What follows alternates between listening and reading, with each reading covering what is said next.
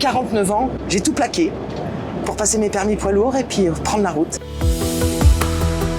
Moi, c'est quelque chose qui m'a donné des ailes. C'est un métier qui m'a donné une certaine confiance en moi. En moyenne, ouais, je roule à peu près 30-35 heures par semaine. Mais notre travail ne consiste pas uniquement à rouler. Hein. On peut avoir 5-6 clients, 10 clients par jour à livrer. Donc, tu ouvres tes bâches, tu fermes tes bâches ou tu fais des mises à quai, qui fait que tu vas vite à faire 10-11 heures de travail par jour.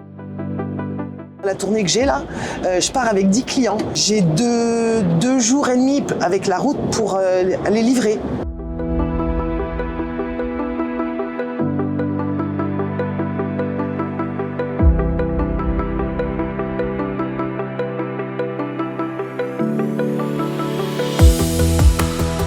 Tous les ans, en fonction du nombre de véhicules à renouveler, nous émettons un appel d'offres auprès des différents constructeurs.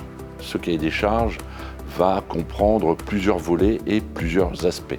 Le premier aspect va être l'aspect sécurité, avec l'intégration de caméras qui va réduire les angles morts. Nous allons aussi y retrouver des alertes de franchissement de ligne, mais aussi des contrôles de pression de pneus et des témoins anti-fatigue. Le deuxième aspect que nous allons traiter dans cet appel d'offres, c'est ce qu'on appelle l'aspect économique.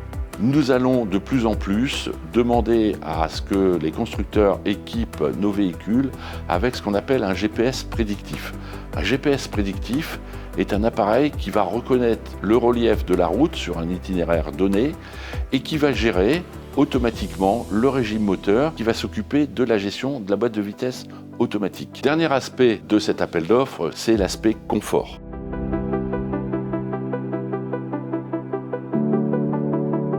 Dans les camions récents, on a un autre confort. On a des placards, on a une couchette qui ressemble à une vraie couchette avec un vrai lit, un vrai matelas.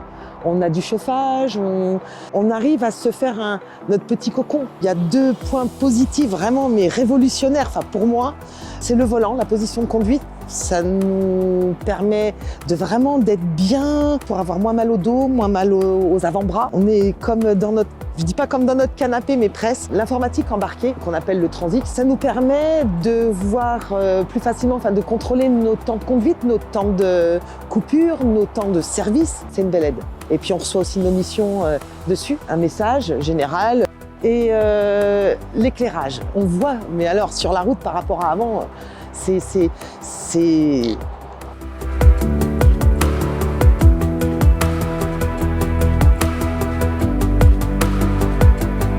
Donc là, sur nos camions, on a la plaque ADR. Donc l'ADR, c'est matière dangereuse.